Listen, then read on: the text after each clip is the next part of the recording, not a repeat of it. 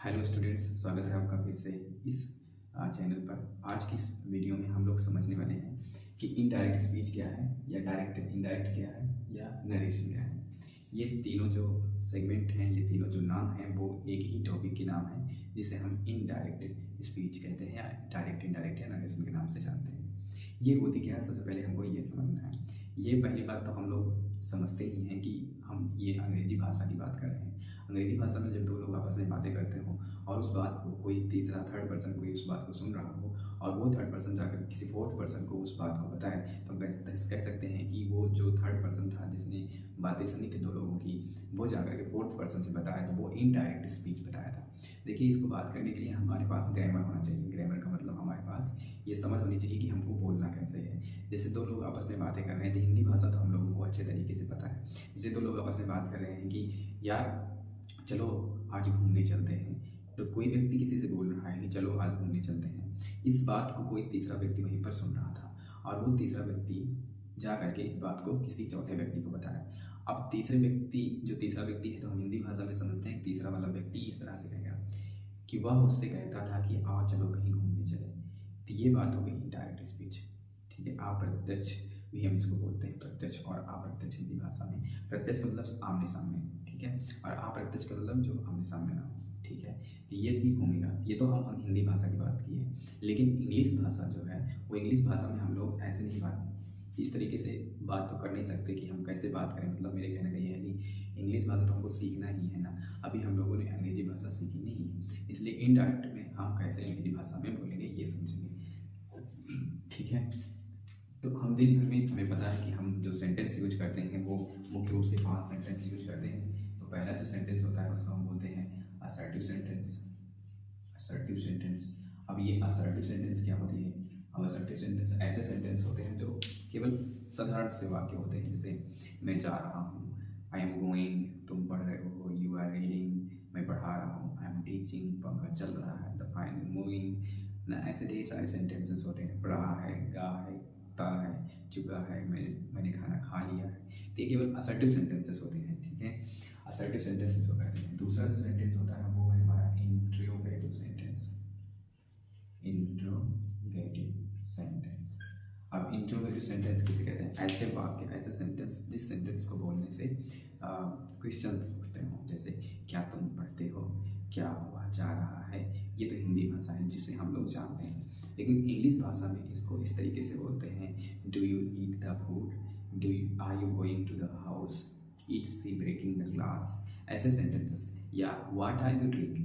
तो इन सब में जैसे हमने कहा व्हाट आर यू डूइंग, तो इसका मतलब होता है तुम क्या कर रहे हो। तो ऐसे वाक्य में प्रश्न होते हैं। ठीक है, तो ये इंट्रोगेटिव सेंटेंस हो गया। जो तीसरा सेंटेंस है वो है हमारा इम्परेटिव सेंटेंस। Imperative sentence. अब इम्परेटिव सेंटेंस किसे कहते हैं? तो इम्परेटिव सेंटेंस ऐसे सेंटेंस होते हैं जिसमें प्रश्न नहीं, ना तो पूछा जाएगा ना तो एक्सेप्ट किया जाएगा। जैसे हम कह सकते हैं कि वह खाना खाता है। ये तो हमने केवल असर्टिव सेंटेंस में बात करी। हम ऐसे वाक्य बोले क्या वह खाना खाता है, तो ये हो गया तुम्हारा इंट्रोगेटिव सेंटेंस। देखो, ये हिंदी भाषा में बात करें। इंग्लिश में इसको हम ऐसे बोलेंगे कि डू यू नो मी, क्या तुम मुझे जानते हो, व्हाट इज योर नेम, तुम्हारा नाम क्या है। तो ये सब इंट्रोगेटिव सेंटेंस है, लेकिन इम्परेटिव सेंटेंस में बोला जाता है। जैसे आज्ञा वाक्य होते हैं, आज्ञा के लिए, अनुमति के लिए, परमिशंस के लिए ये वाक्य बोले जाते हैं। जैसे खड़े हो जाओ, बैठ जाओ, यहाँ आओ, वहाँ जाओ, come here, sit down, stand up, okay, and come here and go there, bring me a glass of water, please open the door, please sit down, please read the book. तो ऐसे सेंटेंस में लगता है कि बोला जा रहा है आज्ञा के लिए, परमिशन के लिए या अनुमति के लिए। तो ऐसे वाक्य जो होते हैं वो हमारे वाक्य कहलाते हैं imperative sentences. Okay, third number के बाद आता है हमारा फोर्थ नंबर का, जिसे हम लोग बोलते हैं optative sentence. Optative sentence. Optative sentence किसे कहते हैं? ऐसे सेंटेंस जो इच्छा के आधार पर हो। इच्छा के आधार का मतलब मेरा कहने का है कि कभी ऐसी होता ना कि इच्छा करती है तो बोलो, ना इच्छा करती हो तो ना बोलो। ऐसे वाक्य होते हैं। जैसे हम किसी को गुड मॉर्निंग विश करते हैं, गुड नाइट विश करते हैं। तो ये सारे जो सेंटेंसेस होते हैं वो हमारे ऑप्टेटिव सेंटेंसेस होते हैं। अब देखिए, गुड नाइट वगैरह जो होते हैं ये इच्छा पर काम करता है कि अगर तुम्हारी इच्छा है तो बोलो। तो ऐसे वाक्य बोलते हैं हम ऑप्टेटिव सेंटेंस। और 5वां नंबर का जो है उसे कहते हैं एक्सक्लामेटरी सेंटेंस। ठीक है, एक्सक्लामेटरी सेंटेंस। अब एक्सक्लामेटरी सेंटेंसेस किसके बोलते हैं? ऐसे सेंटेंस या ऐसे शब्द जो बिना सोचे समझे निकल जाए, मतलब हम लोग उसके बारे में विचार नहीं किए हों और वो हमारे मुंह से निकल जाए। जैसे ओ माय गॉड, इसके बारे में कोई विचार नहीं करता, सीधा बोल देते कोनो, मतलब कोई अमेजिंग सी चीज़ दिखी तो ओ my God what is this. Okay, मतलब ऐसे सेंटेंसेस होते हैं। जैसे हमने कह दिया कि हाँ हाउ वंडरफुल, ओके, जैसे oh see it, this type of sentences, मतलब ऐसे सेंटेंस जैसे मैं हाँ ये क्या हो गया, ओ व्हाट हैपेंड, मतलब ऐसे सेंटेंसेस जो सेंटेंस के बारे में सोचते ना हो और वो सेंटेंस हमारे मुंह से निकल जाए, वे एक्सक्लामेटरी सेंटेंसेस होते हैं। एक बार उससे फिर से मैं रिपीट कर लेता हूँ इन सेंटेंसेस को। जैसे हमने कहा कि ही इज रीडिंग, तो ये सिंपल सा सेंटेंस है, ही इज रीडिंग, वो पढ़ रहा है, ठीक है। इंट्रोगेटिव सेंटेंस तो हेल्पिंग वर्ड से शुरू होते हैं, ये ध्यान रखना है हमको, या तो कोई क्वेश्चन वर्ड से शुरू होगा, ठीक, या तो हेल्पिंग वर्ब से शुरू होगा या तो क्वेश्चन वर्ड से शुरू होगा, तो वे सेंटेंस हमारे इंट्रोगेटिव सेंटेंस कहलाते हैं। जैसे हम कह सकते हैं कि डू यू प्ले, अब हमने कहा डू यू प्ले, तो ये हमारा हेल्पिंग वर्ड से शुरू हुआ। या तो हम कह सकते हैं वाई डू यू प्ले, हम अगर वाई डू यू प्ले कहते हैं तो ये भी हमारा इंट्रोगेटिव होगा क्योंकि ये क्वेश्चन वर्ड से शुरू हुआ है। ओके, तीसरा इंट्रोगेटिव सेंटेंस में सिंपल से बात होते हैं, जैसे हमने कहा sit down, okay, stand up, okay, जैसे close the door, close the door, ये सारे जो सेंटेंसेस होते हैं ये होते हैं हमारे इंपरेटिव सेंटेंस। अगला है ऑप्टेटिव सेंटेंस। ऑप्टेटिव सेंटेंस में जैसे हम विश करते हैं गुड मॉर्निंग वगैरह, हैप्पी बर्थडे वगैरह, ये सारे जो वाक्य होते हैं ये हमारे होते हैं ऑप्टेटिव सेंटेंस, ठीक है। या कोई प्रार्थना करते हैं या किसी को श्राप देते हैं, है ना, कर्ज करते हैं, may you go to help, may you go to help, जैसे सेंटेंस ये सारे हमारे कहलाते हैं क्या? Optative sentence. एक्सक्लामेटरी सेंटेंसेस ऐसे सेंटेंसेस होते हैं जो अचानक बिना सोचे निकलना है, जैसे ओ माय गॉड, ओके, या व्हाट डिस्गस्टिंग, या हाउ डिस्गस्टिंग भी कह सकते हैं, how disgusting, okay, how disgusting. लेकिन ये हमें ध्यान रखना है कि ये जो एक साइन है मार्क ऑफ एक्सक्लामेशन, ये साइन अगर होगा तो हमारा एक्सक्लामेटरी सेंटेंस होते हैं। हालांकि इसमें भी होते हैं जैसे may you go to help, इसमें भी एक्सक्लामेशन मार्क होते हैं, लेकिन हमें वाक्य को समझना है, समझ करके फिर उसके बाद उत्तर देना है। बस समझ इसे एक बार नोट कर लीजिए, फिर आगे हम बात करते हैं। ओके, अब इसे आपने नोट कर लिया होगा। अब हम आगे बात करते हैं असर्टिव सेंटेंस का इनडायरेक्ट स्पीच कैसे करना है। देखिए, सबसे पहले हम थोड़ा सा बेसिक बातें कर लेते हैं। जैसे लिखा है he said, comma inverted comma, he is going, ठीक है। यहाँ पर जो शुरुआत हुई है सेंटेंस की, हमको यहाँ से पहचान करनी है, यहाँ से नहीं बल्कि यहाँ से। ये हमारा है रिपोर्टिंग स्पीच, इसे बोलते हैं हम लोग रिपोर्टिंग स्पीच, और ये जो है ये है हमारा रिपोर्टिंग,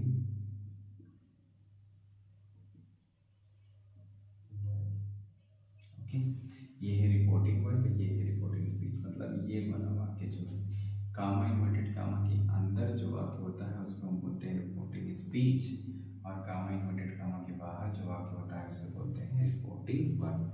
हमें सबसे पहले ये बात याद रखनी है। दूसरा, इसके बाद ढेर सारे रूल्स इसमें आते हैं, हम रूल को हम एक एक करके बातें करते जाएंगे और आगे समझते जाएंगे, ठीक है। कुछ लेकिन बातें हैं जो हमें पहले बात कर लेनी चाहिए कि जो इसमें हमको पढ़ना होता है पर्सन। तो पर्सन्स होते हैं तीन प्रकार के, एक होता है फर्स्ट पर्सन, और एक होता है सेकेंड पर्सन, और एक होता है third person, okay. First person, second person, third person. First person में कौन आता है? फर्स्ट में आता है आई और वी, सेकेंड में आता है यू, और थर्ड में आते हैं ही, सी, इट, दे, या कोई नेम, ओके। ये सारे आते हैं हमारे कौन से में? थर्ड पर्सन में। तो रूल हमारा ये है, हमें ये याद रखना है कि फर्स्ट पर्सन जो है ये चेंज होता है सब्जेक्ट के अकॉर्डिंग। इसे हमें याद करना है, आगे हम जब प्रयोग दिखाएंगे तो समझ में आएगा कि हाँ कैसे चेंज करना है। सेकेंड पर्सन जो चेंज होता है वो चेंज होता है ऑब्जेक्ट के अकॉर्डिंग, और थर्ड पर्सन जो होता है इसमें कोई चेंजिंग नहीं होती। तो हम सीधा कह सकते हैं इसमें कोई चेंज नहीं होता। तो हमें याद रखना है कि पर्सन कितने हैं, 3 हैं। फर्स्ट पर्सन आता है आई और वी, जो कि चेंज होता है सब्जेक्ट के आधार पर। सेकेंड पर्सन जो होता है वो होता है यू, और चेंज होता है ऑब्जेक्ट के अनुसार पर। थर्ड पर्सन जो होता है ही सी इट, और चेंज होता है, चेंज नहीं होता मतलब नो चेंज होता है। तो ये एक रूल ये भी होगा। इसके बाद अगर हम आगे बात करें थोड़ा सा, तो और कुछ ये है कि हमको चेंज करना है, तो इसके लिए कुछ रूल और हमने ये बात कही कि इन्वर्टेड कामा के अंदर जो वाक्य होता है उसे हम रिपोर्टिंग स्पीच कहते हैं, और इन्वर्टेड कामा के बाहर जो होता है उसे रिपोर्टिंग वर्ब कहते हैं। ठीक है। असर्टिव सेंटेंस में हमें ये भी ध्यान रखना है कि जो कंजंक्शन लगेगा, कंजंक्शन, वो कंजंक्शन हमारा यूज किया जाएगा दैट के रूप में, दैट। और थोड़ी सी बातें याद रखनी है हमें, कुछ रूल्स हैं इसमें ये कि अगर रिपोर्टिंग जो वर्ब है, रिपोर्टिंग वर्ब जो है वो अगर प्रेजेंट में है या तो फ्यूचर में है, रिपोर्टिंग वर्ब जो है वो प्रेजेंट में या फ्यूचर में है, तो रिपोर्टेड स्पीच के टेंस में कोई चेंज नहीं होगा, चेंज नहीं होगा, चेंज नो। किसमें चेंज नहीं होगा? रिपोर्टिंग स्पीच के टेंस में। जैसे हम एक एग्जांपल लेकर समझते हैं, you says comma inverted comma I live in Delhi. Okay, इसको कैसे करना है? तो यू ही रखना है हमें, और सेज को सेज ही रखना है हमें। कॉमा इन्वर्टेड कामा के स्थान पे हमको दैट, वैसे कॉमा इन्वर्टेड कामा को हटा करके यहाँ कंजंक्शन लगाया जाता है, और वो कंजंक्शन दैट लग जाएगा। आई है हमारा फर्स्ट पर्सन, अभी हमने बताया, और जो फर्स्ट पर्सन होता है वो चेंज होता है किसके अनुसार? सब्जेक्ट अनुसार। और सेकंड पर्सन चेंज होता है किसके अनुसार? ऑब्जेक्ट के अनुसार। और थर्ड पर्सन जो होता है उसमें कोनो चेंजिंग नहीं होती, ये हमें ध्यान रखना है। फर्स्ट पर्सन में आता है आई और वी, सेकंड में आता है यू, और थर्ड में आता है ही सी इट वगैरह, या कोई नेम, दे भी इसीलिए आता है थर्ड पर्सन में। तो ये हमें ध्यान रखना। यहाँ आई कौन सा पर्सन है? टेंस में चेंज नहीं करना है। देखिए रिपोर्टिंग वर्ब यही तो है ना, कामा इन्वर्टेड कामा के बाहर वाला वाक्य यूसेज। यहाँ पर रिपोर्टिंग वर्ब प्रेजेंट में है, दिख रहा है ना, यस यस लगता है कौन से टेंस में? प्रेजेंट के इंडेफिनिट में। तो यस लगा है तो ये प्रेजेंट है, और जब प्रेजेंट है तो रिपोर्टिंग स्पीच के टेंस में चेंज नो, मतलब चेंज करना ही नहीं है, लेकिन पर्सन में चेंजिंग होगी। ओके, आई लिखा है तो ये चेंज होगा। आई है कौन सा पर्सन? तो आई है देखो फर्स्ट पर्सन, और किसके अनुसार चेंज होगा? सब्जेक्ट के अनुसार। सब्जेक्ट यहाँ पर कौन है? यू है, तो यहाँ पर क्या हो जाएगा? यू। समझ में आया? ये है चेंज, यानी फर्स्ट पर्सन चेंज होता है सब्जेक्ट के अनुसार। सब्जेक्ट यहाँ यू है तो यू हमने रख दिया। अब इसमें कोई बदलाव नहीं करना है, जैसे है वैसे लिख देते हैं, यू लिविंग देट। ठीक है, ये कहने का मतलब है। ठीक, आगे बढ़ते हैं।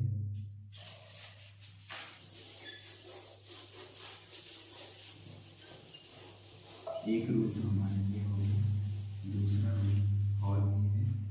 जैसे एक रूल ये भी है कि अगर यदि वाक्य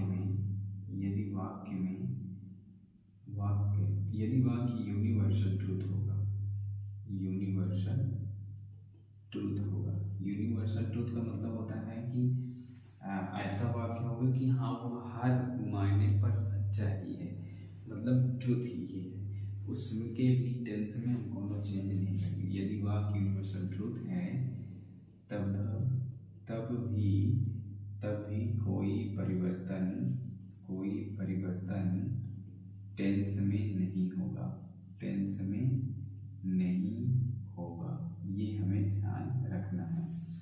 जैसे हम एक वाक्य को लिखते हैं यहाँ पर, जैसे हमने लिखा you said comma inverted comma, ठीक है, the sun rises in the east।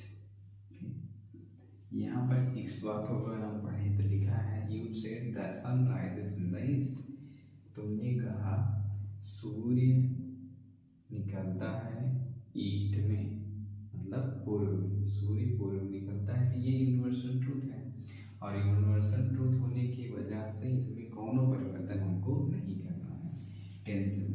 Okay, you का यू रखेंगे, सेड का तो सेड ही रखेंगे, जैसे यहाँ पर पिछले वाक्य में सेज का सेज रखा था वैसे ही। कॉमा इन्वर्टेड कॉमा के स्थान पे हमको का लगना है, का लगाना है कंजंक्शन, वो भी दैट लगा देंगे। अब ये द सन जो है वो नेम है, और नेम है थर्ड पर्सन, चेंज नो। जब चेंज नहीं होगा यहाँ पर हम क्या करेंगे, यहाँ पर द सन ही लिखेंगे, और राइजेस का राइजेस ही होगा, और इन द ईस्ट का इन द ईस्ट ही होगा, मतलब कोई परिवर्तन टेंस में करना ही नहीं है। ठीक है, तो एक नियम हमारा ये हो गया यूनिवर्सल ट्रूथ वाला नियम। अब इसी के साथ साथ यूनिवर्सल ट्रूथ के साथ साथ अगर कोई बात हैचुअल होगी तो हम हैचुअल होगी, यदि कोई बात यदि वाक्य में हैबिचुअल बात होगी, हैबिचुअल का मतलब होता है आदत सी बात होगी, आदत सी बात, आदत, यदि हैबिचुअल है, आदत वाली बात है, तब भी कोई परिवर्तन टेंस में नहीं होगा। जैसे she said to me comma inverted comma the dogs barked in night. Okay, देखिए सी का सी रखिए, सेड, यहाँ पर हमें ये ध्यान रखने योग्य बात है कि अगर सेड के साथ टू आ गया है, जब सेड के साथ टू आ गया है तो हमें इसे चेंज करना होगा। यदि असर्टिव सेंटेंस है तो असर्टिव ही है, क्योंकि ये सब्जेक्ट से शुरू होता है और सब्जेक्ट से शुरू हो रहा है तो असर्टिव ही है। तो सेड टू के स्थान पर हमको चेंज करना होगा इसको टोल्ड में। ओके, ऐसा नहीं होता कि अगर तो एक आदमी है तो वो कहेगा, और दो आदमी है तो वो बताएगा, है ना। एक आदमी है तो वो कहना है, उसने तो कह दिया, कोई सुनने वाला था नहीं, बता रहा है किसी से। लेकिन इसमें दो आदमी है, एक सी है एक मी है, तो एक आदमी दूसरे से बता रहा है, एक व्यक्ति दूसरे से बता रहा है, तो यहाँ सेट का टोल्ड हो जाता है। टोल्ड माने होता है बताना, जैसे मैंने कहना, और टेल माने बताना, इसका मतलब हो गया टोल्ड। और ये हो गया हमारा मी, यहाँ हो जाएगा कंजंक्शन क्या, दैट, और उसके बाद बाकी इसमें कोई परिवर्तन नहीं करना है, ये वैसे वैसे होगा, क्योंकि द डॉग्स जो है वो थर्ड पर्सन है, क्योंकि ये नेम है, और इसमें कोनो चेंजिंग नहीं करना है। और टेंस में तो कोनो परिवर्तन होगा ही नहीं, और जब टेंस में कोनो परिवर्तन नहीं होगा तो वैसे वैसे लिख देंगे। ओके, ये दूसरी बातें थी जो कि हमें याद रखना है। अगर एक्चुअल बातें थी तब भी हमें कोनो परिवर्तन नहीं करना है। इसके अलावा अगर वाक्य जो है उस वाक्य में यदि वाक्य हैबिचुअल ट्रूथ के साथ प्रूवर्ब्स है, क्या है, प्रूवर्ब्स है, प्रूवर्ब्स का मतलब कहावत है, वाक्य में कोई बात कहावत है, मुहावरा है, तो उन सब वाक्यों में भी अगर है तो कोई परिवर्तन टेंस में हमको नहीं करना है। जैसे you said comma inverted comma, comma inverted comma, हम लिख देते हैं honesty is the best policy, honesty is the best policy. Okay, अब इसको कैसे करना है, देखो ये भी तुम्हारा असर्टिव सेंटेंस है। जब असर्टिव सेंटेंस है हमारा तो हमको क्या करना है, वैसे ही यू का यू हो जाएगा और सेड के स्थान पर सेड ही होगा। क्यों सेड के स्थान पर सेड होगा, क्योंकि यहाँ पर ऑब्जेक्ट है ही नहीं, और सेड को वैसे भी सेड में ही चेंज किया जाता है, हमने बात करी। कामा इन्वर्टेड कामा के स्थान पर क्या हो जाएगा, दैट, क्योंकि हमको लगाना ही है दैट कंजंक्शन असर्टिव सेंटेंस में। ऑनेस्टी का क्या हो जाएगा, ऑनेस्टी ही हो जाएगा। क्यों? क्योंकि इसमें थर्ड पर्सन है, कौन चेंज होगा नहीं, बाकी पूरा वैसे का वैसे होता है। चलिए बस इस तरीके से हम ये छोटे छोटे जो रूल्स हैं इन रूल्स को पढ़ेंगे। ओके, अब इसके बाद अगर हम बात करें, इसके बाद हम क्या पढ़ेंगे, इसके बाद हम इसी पर और बातें कर लेते हैं असर्टिव सेंटेंस पर, इनडायरेक्ट स्पीच में। अब असर्टिव सेंटेंस में कुछ रूल्स रहते हैं। यदि रिपोर्टिंग जो वर्ब है, रिपोर्टिंग वर्ब जो है वो अगर प्रेजेंट के अलावा पास्ट में आ जाए, जैसे रिपोर्टिंग वर्ब जो है, रिपोर्टिंग वर्ब जो है वो पास्ट में हो, तब हम क्या करेंगे, पास्ट में हो तो क्या करेंगे, पास्ट में हो तो। यदि रिपोर्टिंग वर्ब पास्ट में हो तो हम क्या करते हैं, देखिए जैसे लिखा है, सुमन said to me, I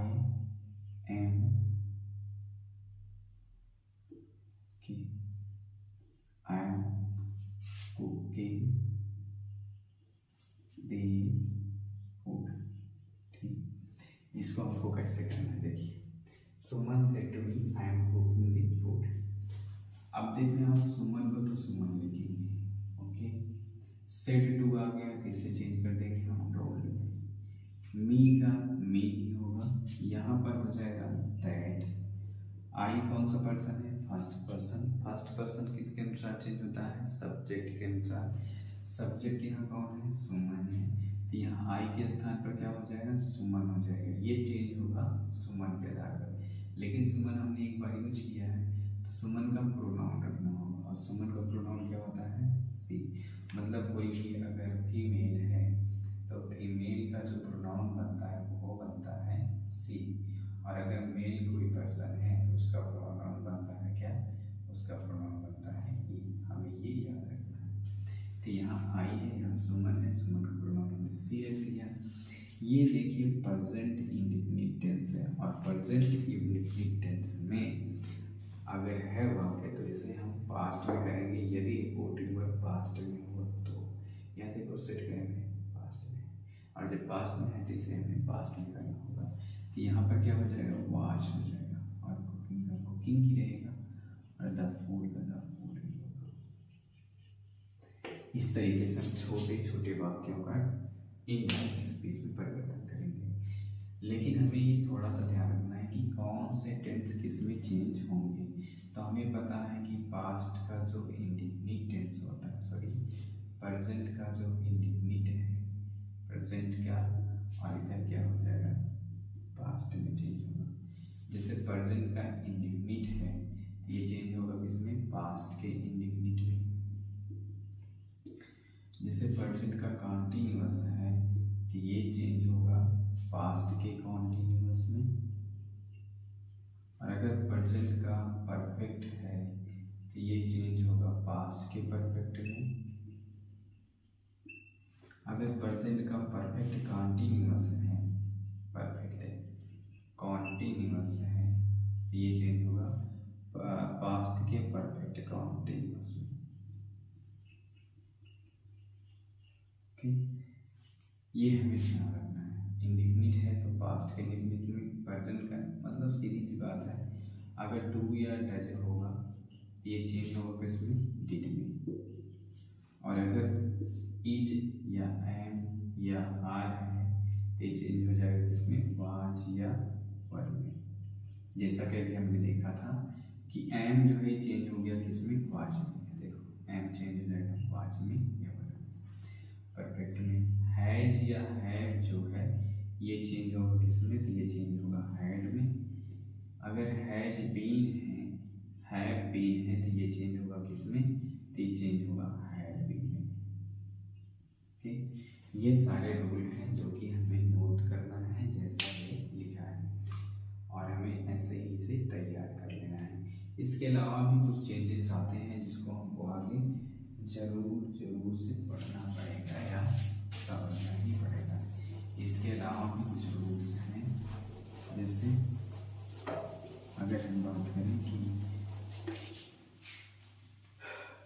will जो है किस में चेंज होगा, तो ये चेंज होगा वुड में। शैल जो है वो कहीं चेंज होगा, तो ये चेंज होगा शुड में। कैन जो है ये कहीं में चेंज होगा, तो कैन चेंज होगा कुड में। मे जो है ये चेंज होगा माइट में। ओके, टुडे जो है वो चेंज होगा किस में, तो ये चेंज होगा दैट में। नाउ जो है वो कहीं चेंज में होगा, तो ये चेंज होगा देन में। देखिए ऐसे ही कई सारे चेंजेस हैं जो कि हम आगे बढ़ते जाएंगे धीरे धीरे, और उसे हाथ के हाथ तैयार भी करते जाएंगे। अभी हम ये पहले वाला जो हमारा वीडियो है इसमें आप लोगों ने देखा कि पूरा नियमों से भरा होगा। ये जितने नियम हमने बताए, इस नियम को तुम्हें पूरी कॉपी में लिखने हैं और उसे अच्छे से तैयार करने हैं। और ये इतना हम तैयार अगर कर लेते हैं तो इनडायरेक्ट स्पीच समझ लो हमारा 50% कंप्लीट हो गया, एक ही सेंटेंस में, वो भी असर्टिव सेंटेंस में। अभी 4 सेंटेंस बाकी हैं हमारे, इंट्रोगेटिव, इंफरेटिव, ऑब्जेक्टिव और एक्सक्लेमेटरी, बट हम एक में ही समझ लो 40% से ज़्यादा कंप्लीट कर लेंगे। यदि इतना रूल हमने अच्छे से पढ़ लिया तो जो जो रूल हमने बताया है, इस वीडियो को एक बार नहीं, 2 बार नहीं, 3 बार कम से कम देखिए, और देखने के साथ साथ ही नोट में, कॉपी में बना लीजिए। मैक्सिमम 20-25 मिनट का वीडियो ही होगा, तो कम से कम 1 घंटा तक तो पढ़ाई में देना। इंग्लिश के लिए ज़्यादा समय तो है नहीं, ठीक है। और हमने पहले ही दिन में बता दिया है कि हमें बहुत ज़्यादा मेहनत करने की अभी आवश्यकता है। तो ये सारे रूल जो हैं इसे एक बार करिए, पढ़िए, और पढ़ने के बाद आपकी बुक को कोई एक्सरसाइज लीजिए और उसको देख करके करिए। नहीं आएगा तो अगले दिन फिर से हम और भी इस पर बातें करेंगे। देखिए आज ये ज़्यादा लंबी वीडियो वाली खींचना नहीं चाहते क्योंकि बहुत ज़्यादा लंबी हो जाएगी, ठीक है।